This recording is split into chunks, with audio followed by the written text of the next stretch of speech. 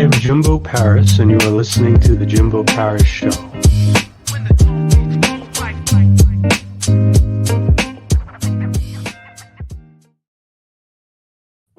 All right. Can everyone hear me? How's it going, everyone? This is Jimbo Paris. Welcome back again to The Jimbo Paris Show. Today we have a very special guest, Michael Brook. He is the owner of Rapid Couples Counseling, and he is also a master hypnotist. So lots of interesting things about him. And I definitely want to learn more about who this man is and, what his real mission is in life to sort of help people and improve their lives. Hey Jimbo, how you doing, man? Doing excellent. How are you today? Good. It's been a long day, so but I'm really excited to be here and to help your audience however I can to have better relationships and to have better lives in whichever way I can assist them. So tell me about your expertise. So I've been assisting people through various different ways of hypnotherapy and NLP, and also my focus over the last probably 7 years has been solely on relationships. Um, I first started doing communication skills training and hypnosis training about 20 years ago, 23. Time flies by.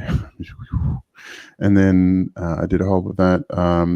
I did a basic hypnotist training, master hypnotist, NLP practitioner, NLP master practitioner.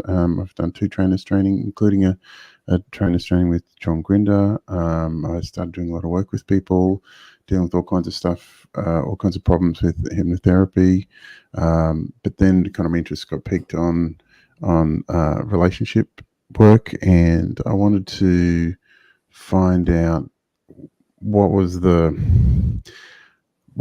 formula for success for relationships, because there's a lot of bad advice out there in relationships, and a lot of people want to get really good information, and as well, so I studied extensively a lot of the big relationships experts. I've done trainings with the Gottman Institute. A lot of people will be aware of John Gottman.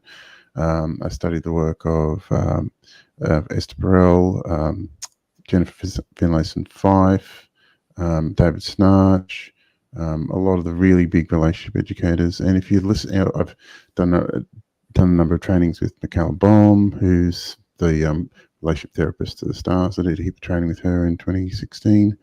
And so it's interesting if you listen to what everybody's saying, pretty much lots of people saying the same thing, just in slightly different ways. And so I've applied that to that knowledge to a way of getting rapid change within the context of couples counseling. So I think a lot of couples counseling methodologies buy into some ideas that aren't very helpful. Yeah.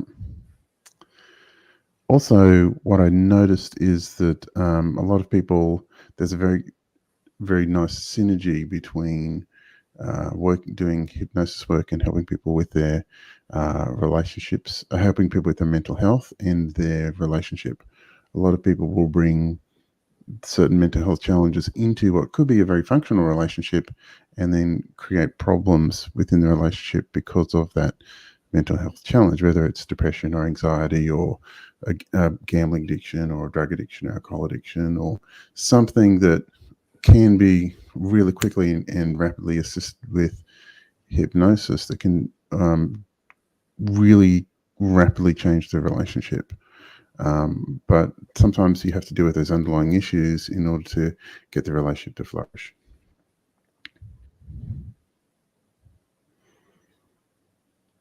And what is hypnosis?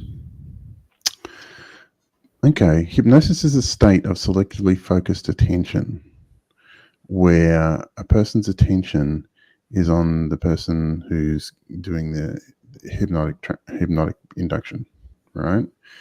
Hypnosis exists because of the way that human mind is structured, right? Would you like me to give you the brief explanation of the way human mind is structured from the way I see it? Would that be helpful? Yes, please. Okay. If you imagine a really big elephant, like the biggest elephant you've ever seen, right? That's your unconscious mind. The conscious mind is like a small toddler, like a 2 or 3-year-old person sitting on top of the elephant, right? So the conscious, the toddler, has a particular job to do. And the unconscious, the elephant, has got a different job to do. So the toddler's job is to tell the elephant what it needs to keep it being safe and to present problems to the elephant to solve. The elephant's job the elephant has a number of prime directives. The first one is infinite replication of past behavior. This is why a lot of diets don't work, because the unconscious mind goes, okay, what do I have to do? I've got to do everything I've done in the past, because it makes the assumption that if what you've done in the past if you're surviving right now, everything's happened in the past was worthwhile doing.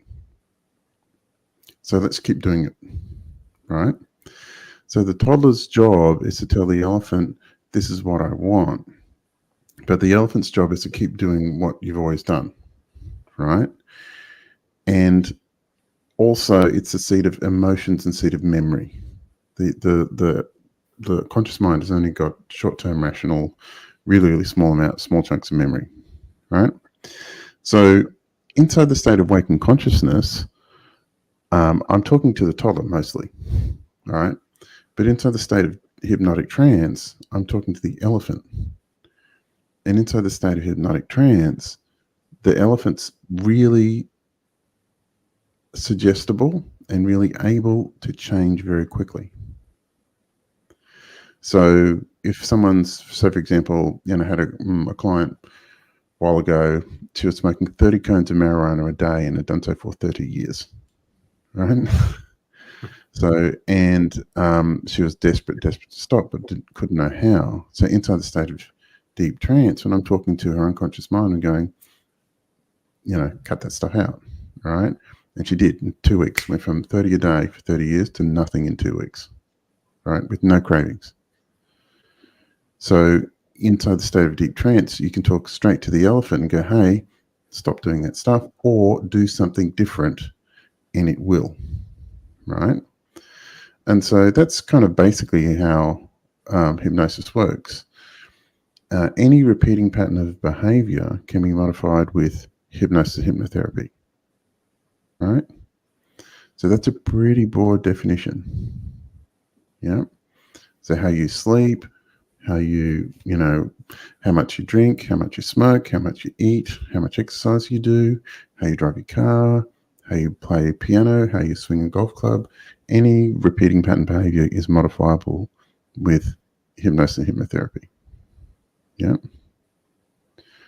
So a lot of people have got a lot of people really don't understand the utility of hypnosis and hypnotherapy, and just how a great many aspects of their lives can be improved by talking to the elephant, basically.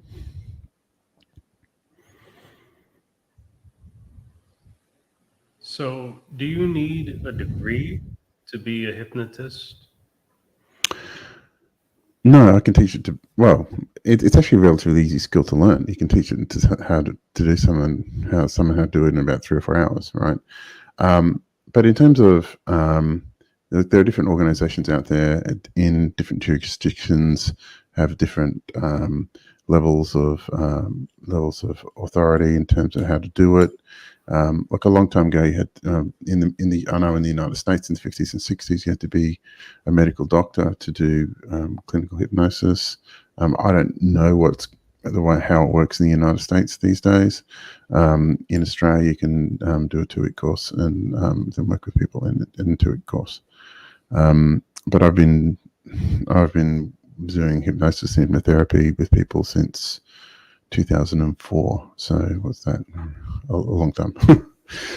So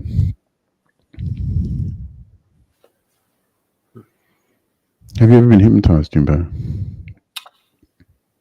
A few times, but it was only through audio. It wasn't through someone standing right in front of me. It was a self-hypnosis, I think. All right. Okay. Yeah. Those things can work for some people, although it tends to be when you're face to face with someone or you're in the presence of someone, it tends to have a stronger effect. There are some hypnotherapists and hypnotists who only work online with people, right? And that said, there is a conversation that happens. There's an energetic conversation that happens with people when you're face to face with them, and it does tend to have a more profound effect when you're in the presence of someone. One of the things I do that I find really useful and important is the process of whenever I work with someone, I record the hypnotic trance and I get them to listen to it before they go to sleep. All right, because it's a conditioning process. So the elephant or the unconscious mind is very impressed with repetition, right? Extremely impressed with repetition. So the more you tell it this is what I want, the more it gets convinced. And so once you repeat that suggestion over and over and over and over, then the elephant goes, oh yeah, right. And the reason why that works is because of the law of compounding suggestion. The law of compounding suggestion works. It goes like this. If you hear a suggestion set once, it has a certain effect. If you hear a suggestion set 2, 3, 4, 5, 15, 20 times in a row, every single time you listen to it becomes stronger, right? So if you think about the ads you see on TV, do you see, like, for example, you've got, I don't know, Dodge. Dodge has got a new car. Do they do the ad once and only do it once, or do they do it over and over and over and over? They do it over and over. And that's because of the law of compounding suggestion. Yeah, a lot of advertising has strong elements of hypnosis in it, if you know how to look, right? Yeah. So as a hypnotist, what abilities do you need to have? That's a good question, Jimbo. Firstly, you need to be able to be a good subject. That's the first one. Because you need to be able to go into in order to do a hypnotic induction, I start talking and I will not stop for 26, 27 minutes, right? So, but I can't do that consciously. I have to do that when I have to slightly go into a trance state myself. So being able to go into a trance state and being able to go into and out of trance states really quickly is a really useful skill as a hypnotist. The next one is intelligence is important, right? Facility with language, being able to articulate different concepts, being able to be incredibly precise and vague with language simultaneously, and to have an idea of where you're going and just be able to, detune your conscious mind and go, okay, I'm just going to start talking. And then the words come out this, continuous flow of suggestion. Yeah. Do you think this was a callin? Yeah. Yep. Some people do it because they like the feeling of hypnosis, but for me, I do feel called to do it. I really, really enjoy it, and I really enjoy seeing the results people get. And it's incredibly useful what you can deal with, right? So just as a brief example, just in the last year, right, I've worked with uncontrollable thumb sucking, uncontrollable coughing, uncontrollable hiccuping. This guy had 12 days where he was uncontrollably hiccuping. He was hiccuping about 3,000 times a day, right? And he was getting the edge of exhaustion because he couldn't sleep. Uncontrollable thumb sucking, gambling addiction, marijuana addiction, cocaine addiction, drug addiction, alcohol addiction, porn addiction, fear of all different kinds of phobias, fear of driving cars over bridges, fear of driving cars in tunnels, fear of driving cars on highways, fear of driving cars at lights, fear of driving a car without 20 litres of water in it, like fear of flying, fear of buses, fear of snakes, fear of spiders. Like the amount of stuff you can actually work with highly effectively with is really quite remarkable.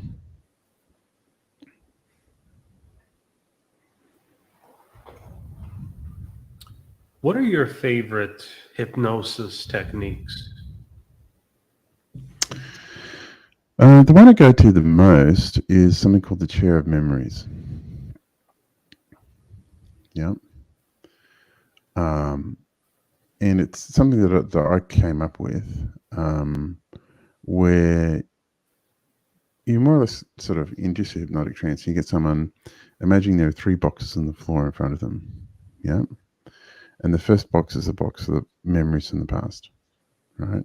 The next box is a box of the experiences of the present moment. And the box to the right-hand side is a box of the memories of the thoughts of the future. Now, what tends to happen is people who experience anxiety go out into the future, they imagine bad things happening in the future, and they bring those bad feelings back to now, right? Often people who experience depression will think about bad things that happened in the past and bring their emotions and the states of what they experienced in the past back to the present moment to feel bad in the present moment, right? And so with the chair of memories, I get them basically putting all their thoughts of the past into the box of the past and put a lid in it. And I get them putting all their thoughts of the present moment in the box of the present moment and put a lid in it. And put all their thoughts of the future into the box of the future. So that then they put a lid on that. So they're actually in right here in the present moment, right? Because the truth is, well, we live in another set of nows. There's another now, and that now is gone. And there's another now, and that now is gone. And there's another now, and that now is gone. We live a continuous sequence of nows. And the past is literally a construct we use to enable us to make meaning, to learn lessons, and to be able to allow us to move forward and solve problems in the future, right? Well, that's a useful way of addressing the past. Now, some people experience truly heinous, horrible things in the past, and I don't seek to take that away, but continually reliving that isn't a way of experiencing a good experience in the present moment. Being able to go, okay, that's in the past.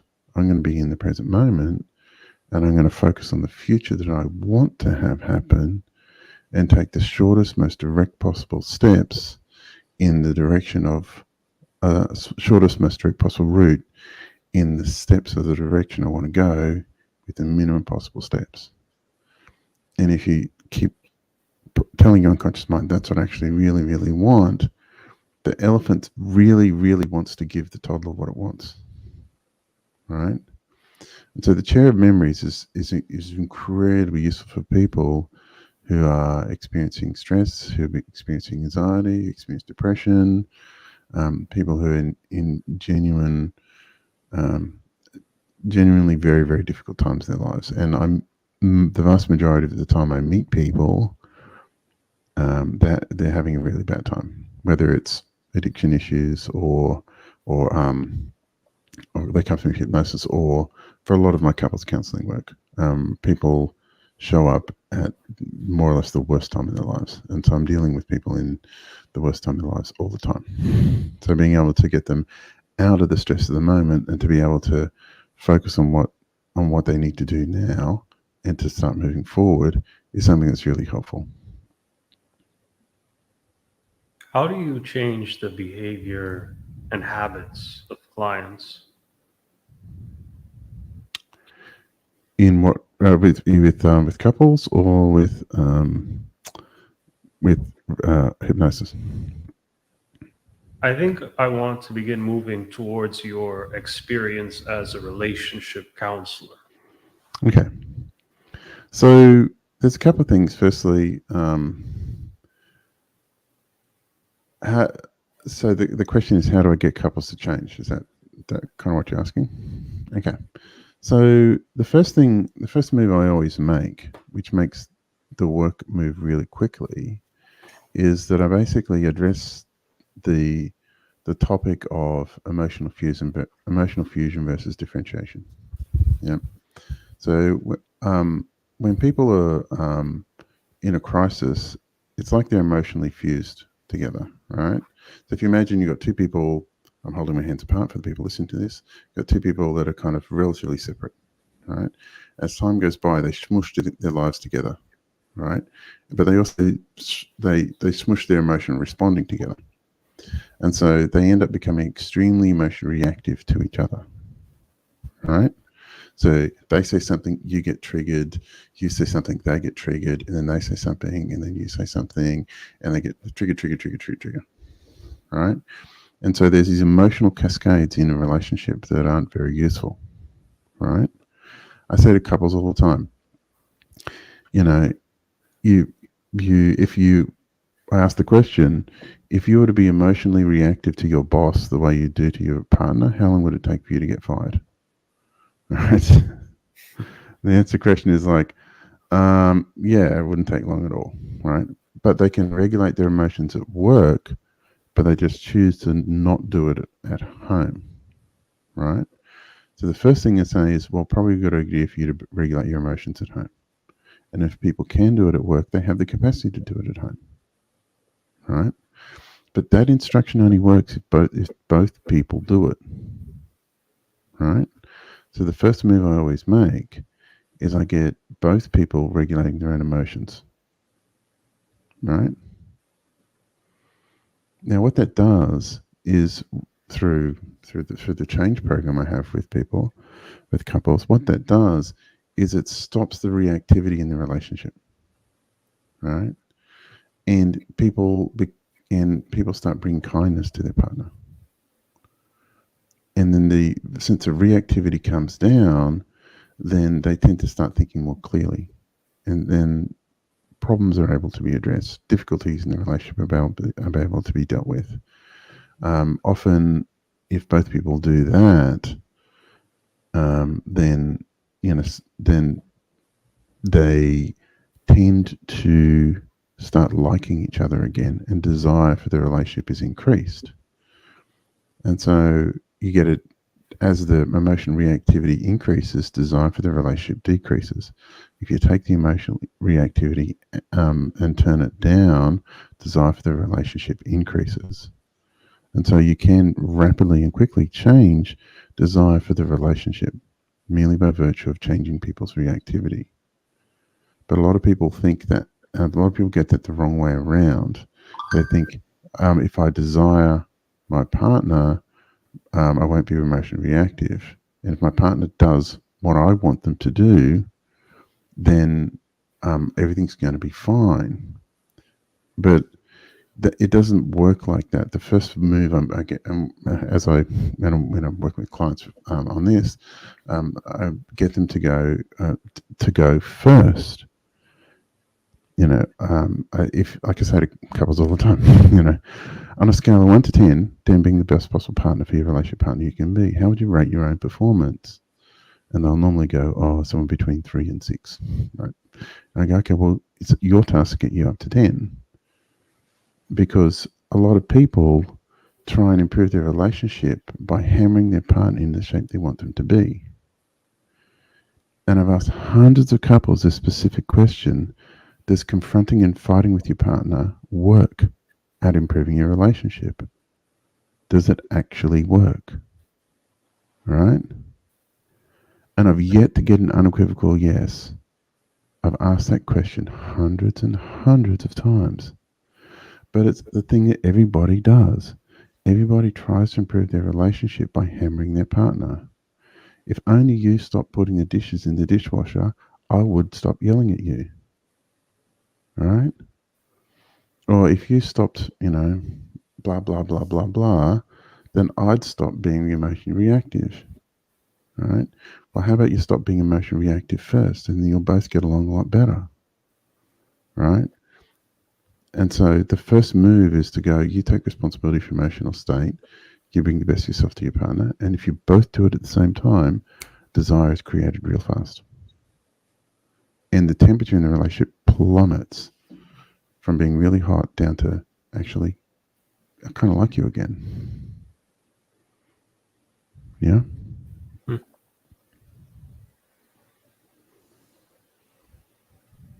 And when it comes to emotional reactivity, how do you fix those issues in most people? Well, there's a couple of things. Firstly, is there's been a whole heap of research done over the last 20 years on the emotional self-regulation benefits of exercise. Yeah, and the sweet spot appears to be 120 to 180 minutes a week where your heart rate's over 120. Right. So you need to be doing 2 to 3 hours a week where you're huffing and puffing, where your heart rate's over 120. Well, that's the first thing I tell everyone. If their relationship's in crisis, I ask the question, are you doing exercise? And most of the time it's no. I once had this client, and I was talking about this, and she goes, "Oh, really?" She goes, "Yeah, everything was great right up until the end of February." And I said, "What happened then?" She goes, "Oh, what happened before that? I was working part-time and I was going to the gym 5 days a week." I went, "Okay, I do an hour of cardio a day. Great. What happened after February?" "Oh, I stopped doing that. I started working 8 to 10 hours a day, and I stopped going to the gym. We started fighting all the time." So it's simple. Go back to the gym. I cannot tell you that I've had clients after a fortnight of working out, doing a half an hour a day each, come back and go, "We don't need you anymore. Our relationship's good. The exercise fixed it." Joking.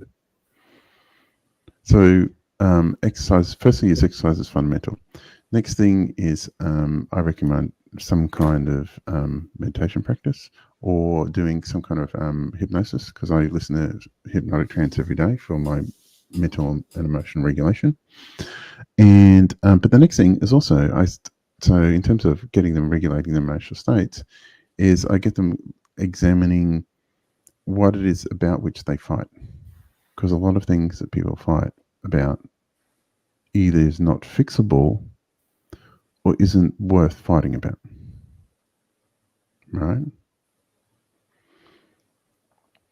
So one of the communication rules I teach clients is called the 100-day rule. And the 100-day rule is a cultural custom from Vanuatu. And it basically says if something really bad happens and it's more than 100 days old, you can't talk about it. Right? So I encourage couples to apply the 100-day rule to their relationship, to stop bringing up the past that you can't fix. And a lot of people will do that. There's normally one historian in the relationship that brings up the past all the time. And it doesn't work. It makes people miserable.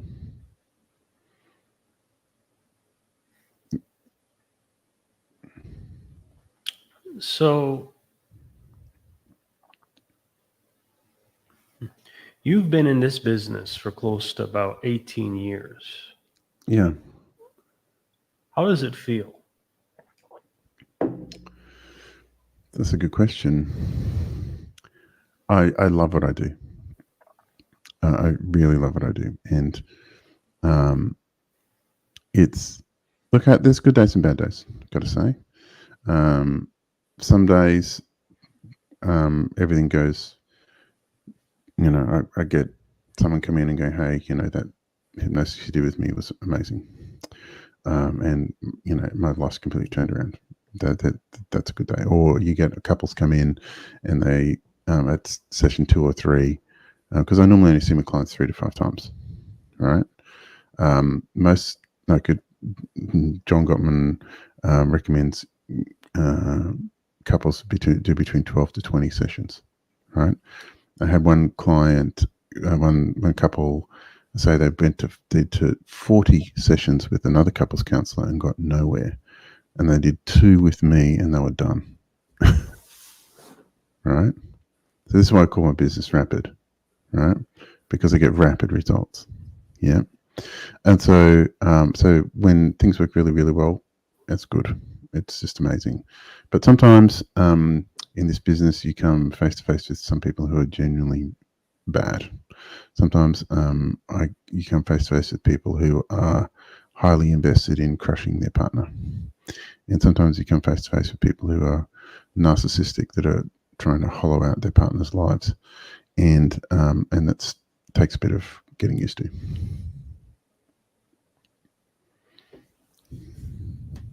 How satisfied are you with your work? I love it every day. I feel blessed to do this.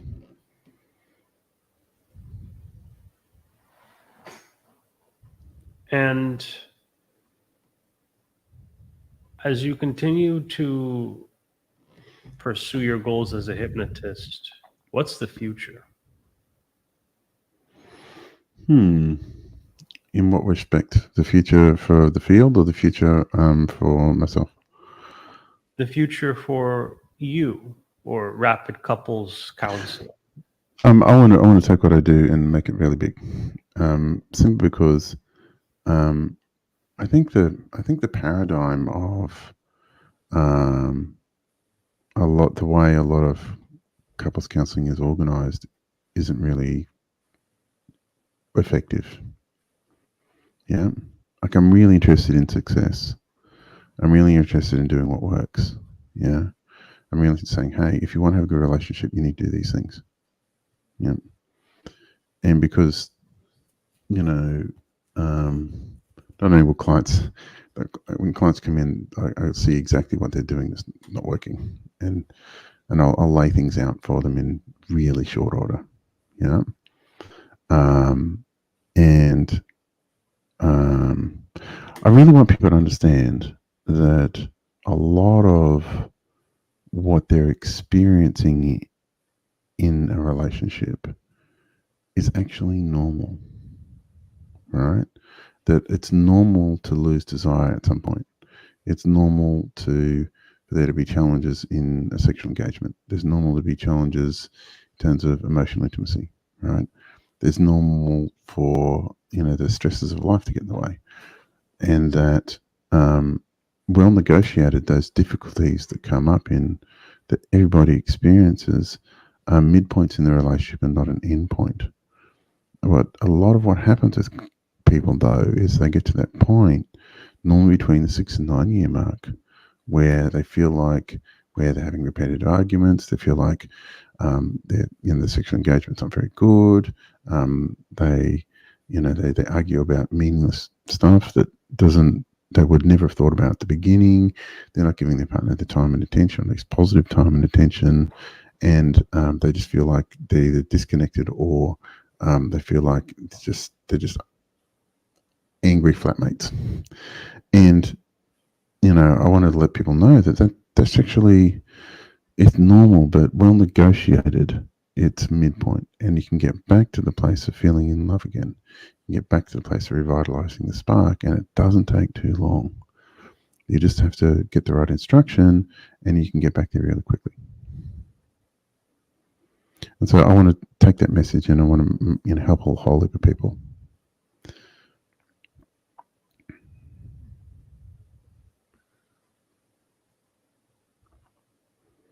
And tell me a bit about your personalized programs. So it depends on what people are coming to me for.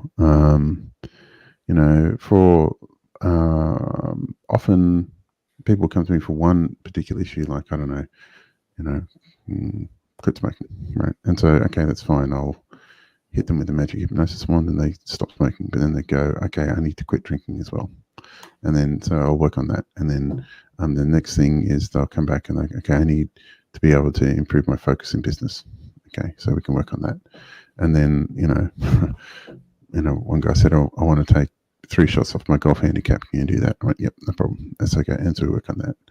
And so it's a matter of going, okay, what areas of your life do you need improvement in? And then we just systematically work through them, right? As well as keeping an overall vision about what the overall direction people want to have.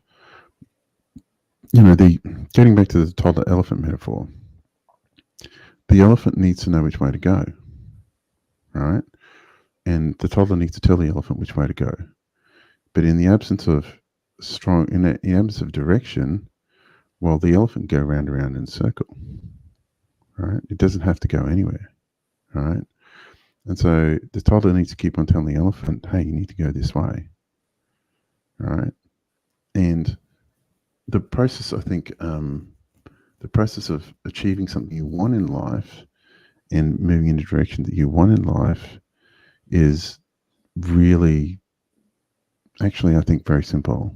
It's deciding what you actually want, deciding that it's consistent with your sense of self and your identity, then focusing on it clearly and telling the elephant, how do I get there in the shortest possible steps, and then work really hard to get to do the steps you need to do, whilst gathering the information you need from the people who have been successful in that field before, right? And so, I've done a whole lot of stuff in my life where I've gone, okay, I want to learn how to do that, and so I want to get good at that. And so I managed to do that. I've got a black belt in martial arts. I've learned Spanish and German. I built 2 aircraft, so I decided I want to figure out how to build an aircraft. So and so I built 2 aircraft. I've grown this business. I want to learn how to become a really good dancer. And so it's focusing on a future outcome. Going, really want to do that, and then take the steps to do it. Work really hard and learn as much as you can from the best possible exemplars and best possible people you have in the world that you can find that do that thing. And so I take that approach, and I help my clients creating programs for them. Yeah, be based on that approach.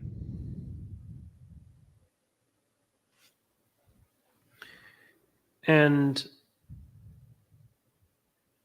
when it comes to your products and services, which ones do you think are your biggest ones that you would want to tell the audience about?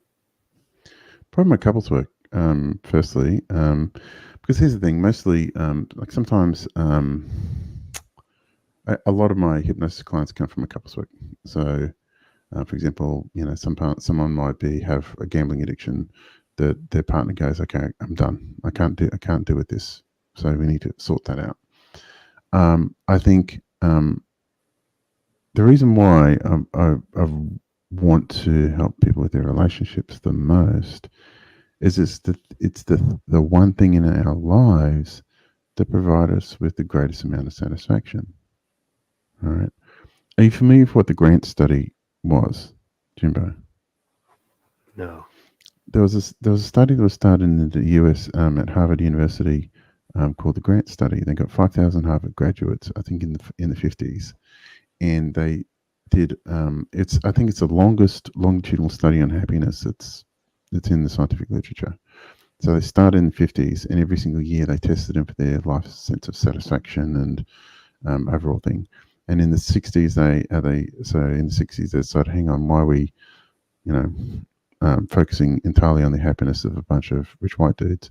So let's get some people from some other demographics and some other socioeconomic, broaden the socioeconomic spectrum as well. And they included that in the Grant study. And so every year these guys were tested for their sense of satisfaction, happiness in life.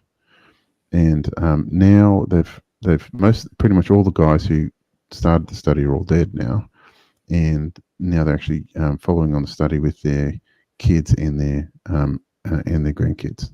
All right, but the thing that overall, when you aggregated all of those people, what they found that gave them most satisfaction and fulfillment in life, well, pretty much 95% of them said relationships.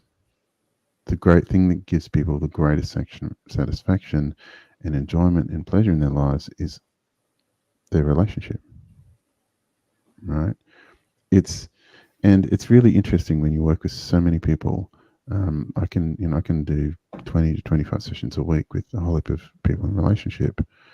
It's just incredibly important how if your relationship's going badly, everything else in your life feels like it sucks, right?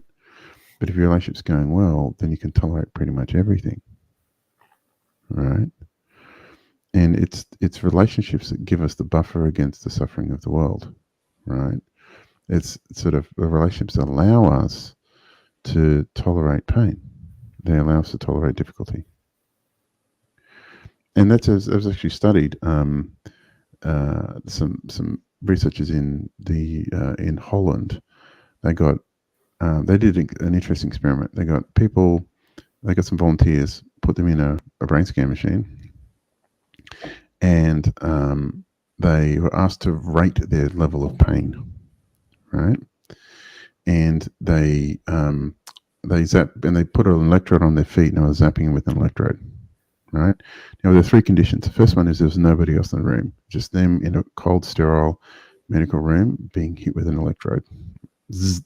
Okay. They asked to rate the level of pain. Next condition is they got people in, and they were wearing. So they were just an experimenter to hold their hand, right? And then they asked to rate the level of pain. And the third condition is they got someone they loved and cared about to come in and hold their hand and say, it's not going to be right? And that's to rate the level of pain. Now, the interesting thing is, on average, when there was no one in the room, they were rating the level of pain 7 or 8. But when the person they didn't know was holding the hand, it was like a 5 or a 6. When the person's holding the hand, they rated it as a 1 or a 2 in terms of pain level, but the voltage never changed, right? Nor did the level of activation in the anterior cingulate cortex, the part of the brain that mediates pain. So the exact same stimuli were going to the brain, but because they're in the presence of a loved one, it didn't feel anywhere near as bad. And relationships have that effect on every aspect of a life that's difficult. And so helping people have better relationships allows them to have much greater satisfaction in their lives, and so that's part that I want to expand and make a lot bigger.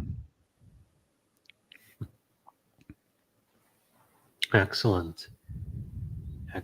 This has been an amazing interview. Again, thank you for being on this show. And the final question I have is, how can we reach you? So you can find me at a number of different places. Firstly, if you look at rapidcouplescounseling.com, that's a mirror to my link to my website. You can go there. So there's links to there. You can contact me. You can book an appointment.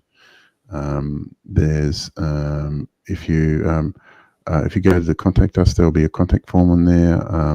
You can get me via email there.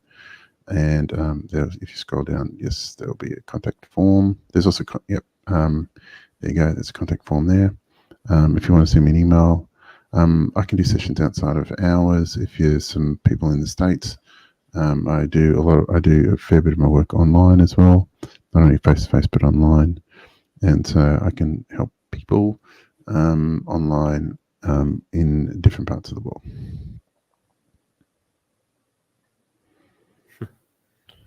All right. Thank you, Mr. Brook. This really has been an excellent privilege learning from you and your principles. And that's about everything that I have to ask you in general. But do you have any final words, any final gems you would like to deliver to the audience before I let you go here? Yeah, avoidance is an effective problem. Well, two things. Firstly, avoidance is not an effective problem-solving strategy. A lot of people apply that to their lives, but also particularly their relationships. It's like, I'm not going to deal with this. Don't want to. Maybe this is no.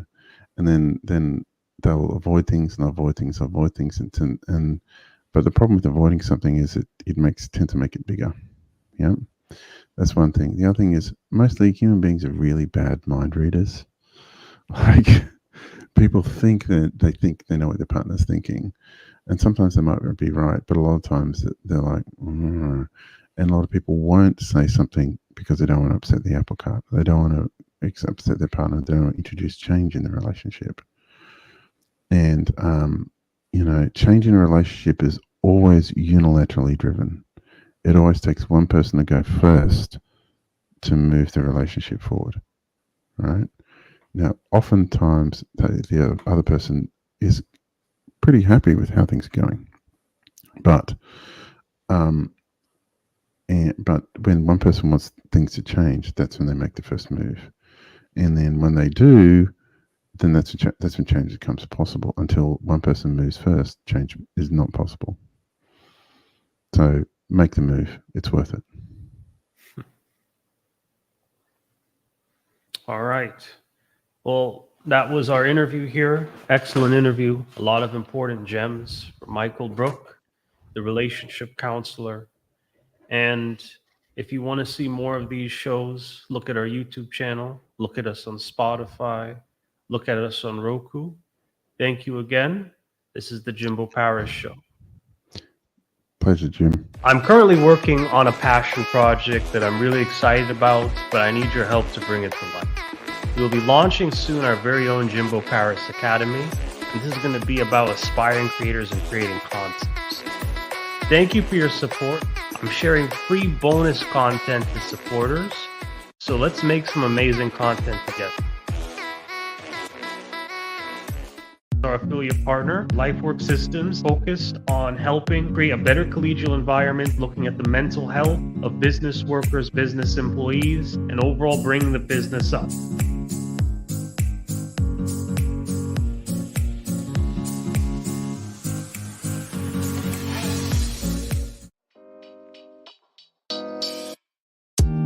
Thank you for listening to the Jimbo Paris Show.